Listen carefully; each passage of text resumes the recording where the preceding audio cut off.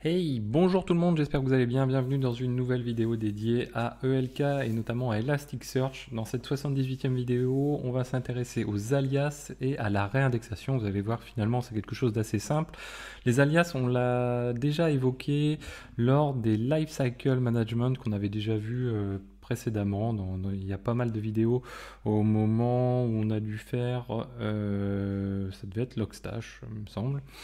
L'idée, c'est quoi? Un alias, ça va permettre, en gros, c'est un lien symbolique. C'est exactement le même principe du lien symbolique au niveau système, qui va pointer vers un index. Et le jour où donc on communique auprès des applicatifs cet alias, plutôt que de communiquer l'index, et le jour où on a besoin de switcher un index, cet index avec un autre, eh bien, on va passer cet alias-ci, cet alias à la place cet index à la place de l'ancien index et on va conserver l'alias qui lui de toute façon ne bougera pas.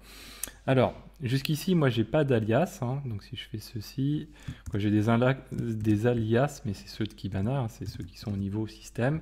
Ici vous voyez que j'en ai pas. J'ai donc si on prend notre Cerebro, ici j'ai notre cluster 3 nœuds. Vous voyez qu'ici, alors la répartition n'est pas optimale au niveau des primaires, mais c'est pas grave. J'ai 3 nœuds. Ici, on va s'intéresser nous à l'index commune où on a injecté des datas il y a 2 vidéos. Et vous voyez qu'on a une répartition où on a 3 primaires et on a un coef de réplica de 2. Donc 2 réplicas par shard. Donc du coup, au final, on se retrouve avec 9 éléments qui sont distribués au sein de notre cluster, donc 3 par nœud exactement.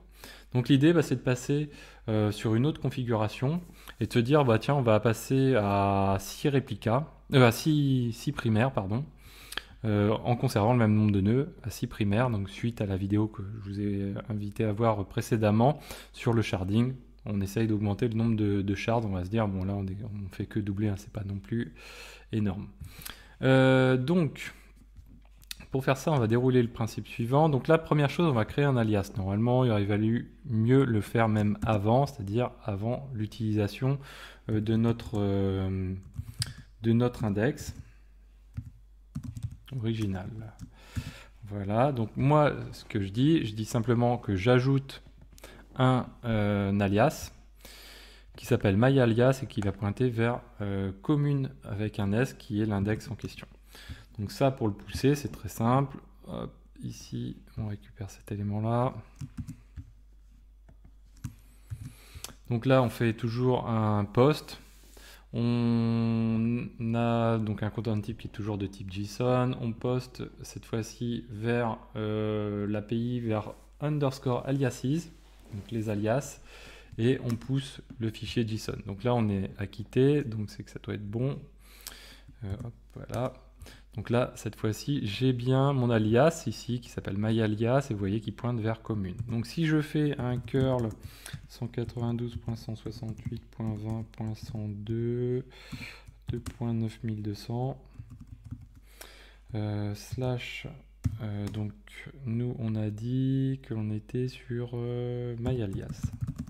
Du coup, on va taper sur l'alias plutôt que de taper sur l'index en question. Et là, je lui passe un search. Et vous voyez que là, j'ai un résultat qui correspond à la même chose que si j'avais tapé sur les communes. Donc ça, c'est une première chose. Donc là, maintenant, on est prêt à faire notre jeu de chaises musicales. Donc, on va en profiter pour faire ce qu'on appelle une réindexation. La réindexation, c'est quoi? C'est, on a un index qui est existant, on veut le modifier, notamment, comme je vous l'ai expliqué lors de la vidéo précédente, le nombre de shards ne peut être seté que à la création d'un index. Donc là, on va se dire, tiens, finalement, on va recharder, on va changer la configuration des shards. Et là, nous, on était à 3 shards, on va passer à 6. On ne va pas changer le nombre de réplicas. Donc là, le nombre de réplicas, c'est par shard. Hein. Donc pour chaque shard, j'ai 2. Donc du coup, j'en aurai 12 au total qui seront distribués sur tous les nœuds. Donc j'aurai 4 éléments par nœud. Je copie. Le mapping, je suis reparti sur la même chose que ce que j'avais lors de la vidéo. Donc il y a 2 vidéos. Quand on a créé à l'origine notre index. Et ici, je vais appeler ça index.json. OK. Et donc là, je vais créer un nouvel index qui va s'appeler commune2. ici. Donc là, toujours le même principe, on fait un put cette fois-ci. On est à la création d'un index qui s'appellera commune2, on lui passe l'application JSON et on lui passe index.json qui est notre fichier. Voilà, donc là il vient de le faire. Donc si je regarde, bah, on va même faire mieux que ça, on va aller sur notre Cerebro qui devrait être actualisé. Hop là. Voilà, notre Cerebro a été actualisé. Et vous voyez que cette fois-ci, j'ai du mal à calculer tout à l'heure. Ouais, je me suis loupé, j'ai fait x2, c'est pas x2, c'est j'en ai 6. Donc au final, j'ai 18 éléments à répartir, puisque j'ai un primaire pour 2 réplicas, donc j'ai 3 éléments à chaque fois. Donc pour 6 shards, donc 3 x 6, 18. Et donc du coup, là vous voyez que j'en ai 6 à chaque fois. Et là, cette fois-ci, l'indexation s'est bien passée. Mes primaires sont répartis sur chacun des nœuds, donc ça, c'est cool. Donc maintenant, bah, on va faire une bascule de commune vers commune 2, et on va demander ça à Elasticsearch. Vous allez voir que c'est extrêmement simple. On lui dit sa source, sa destination, de cette manière-ci. Hop, donc là, vim reindex.json. Donc la source, bah, c'est commune. Je vais l'indexer dans commune 2. Alors bien sûr, il faut prévoir les volumétries qui correspondent. Nous ici, on n'a pas de problème de volumétrie parce qu'on n'a pas grand-chose. Mais si vous avez, je sais pas, des gigas, voire des téras, bien sûr qu'il va falloir prévoir que les nœuds puissent supporter cette réindexation. Donc là, on réindexe. Donc là, c'est parti. Alors ça demande un tout petit peu de temps. Voilà. Donc là, il vient de le faire. Il vient de dire que c'est bon. Au total, il a réindexé 35 853 documents qui ont été créés. Vous voyez. Donc là, c'est parfait. Donc, il nous dit qu'il l'a fait en batch 36 batchs, soit des batchs de 1000 à chaque fois, quoi, en fait. Donc du coup, si je regarde ici, bah, mon index ici, lui, bah, bien sûr, il n'a pas évolué, sa structure n'a pas évolué. Par contre, en termes de volumétrie, si je fais un 4 de 192, est-ce que j'ai... Hop, on va rechercher indices, voilà. Donc ici, j'ai celui qui correspondait aux communes. Tiens, il y a une erreur de calcul. La volumétrie est bonne, mais il ne voit pas les 35 000 documents. C'est étonnant ça. Ok. J'ai bien 5,5 mégas, 1,8 mégas ici. 35 853 documents ici, mais sur commune 2, on dirait que je ne les ai pas. C'est assez étonnant. Donc on va faire un search sur commune 2. Je pense que ça doit être juste une erreur. Une 2. Hop. Ouais, j'ai des données dedans. Si je fais commune tout court, ouais, j'ai la même chose. Ok, mais je ne sais pas. Tiens, c'est assez étonnant. Dites-moi ce que vous en pensez. Ah, ça y est, ça arrive. C'est le temps d'actualisation, je pense, des statistiques. Les données étaient là, mais les statistiques n'étaient pas encore à jour. Tout simplement, voilà. Donc là, il va arriver à jour. Donc là, du coup, on a 2 index qui existent. On a un alias qui fait que pointer vers... Donc si je fais un cat de aliases, qui fait que pointer vers commune. Donc là, on a le choix soit d'avoir un léger downtime en disant tiens, je change mon alias vers commune 2. Je supprime l'alias et je recrée un alias qui pointe vers commune 2 avec le même nom, ce qui fonctionnera. Soit sinon, je vais faire, bah tiens, on va le faire tout de suite. Je crée commune 2. Donc où est-ce qu'il est? Voilà.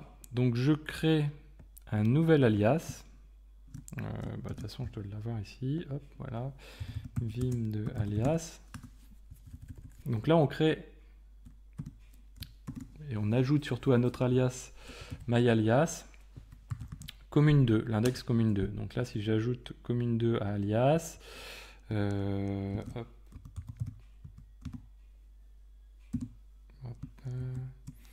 Voilà, donc là, on va repousser la même chose que ça. On va regarder nos alias. Et vous voyez que cette fois-ci, myAlias pointe aussi bien vers commune que vers commune 2. Donc, derrière, nous, ce qu'on peut faire maintenant, bah, c'est supprimer l'alias de commune. Hop, comme ceci. Donc là, on lui indique qu'on est sur l'index commune, qu'il a un alias qui s'appelle myalias, qu'on veut supprimer. Donc là, on le supprime. On fait un cat de aliases et cette fois-ci, vous voyez que désormais, on ne pointe plus que vers myalias. Donc ça, c'est parfait. Derrière, bah tiens, on peut refaire donc un curl sur myalias en mode search. Là, il nous refournit les éléments. Donc vous inquiétez pas, toutes les communes y sont. Après, c'est qu'une question de répartition dans les lignes. Ensuite, donc du coup, bah, on a un index qui est en trop. Donc si je fais un cat indices, j'ai l'index commune qui est en trop, donc j'en ai plus besoin. Vous voyez, là il est en train de se mettre à jour celui-ci. Et bien à ce moment-là, ce qu'on va faire, on va faire un curl-grand X delete de 192.168.20.102.9200 slash, et là on va supprimer commune. Voilà, donc là il va l'avoir supprimé. Hop, si je regarde, je n'ai plus commune, et si je refais ma recherche sur mon alias d'origine, j'ai toujours mes données qui sont bien présentes. Voilà. Donc j'espère que cette vidéo vous a plu, n'hésitez pas à la partager, à mettre des pouces bleus, à la commenter. Je vous rappelle que tout est dans la description, n'hésitez pas à vous abonner, et moi je vous dis à très bientôt sur Xavki.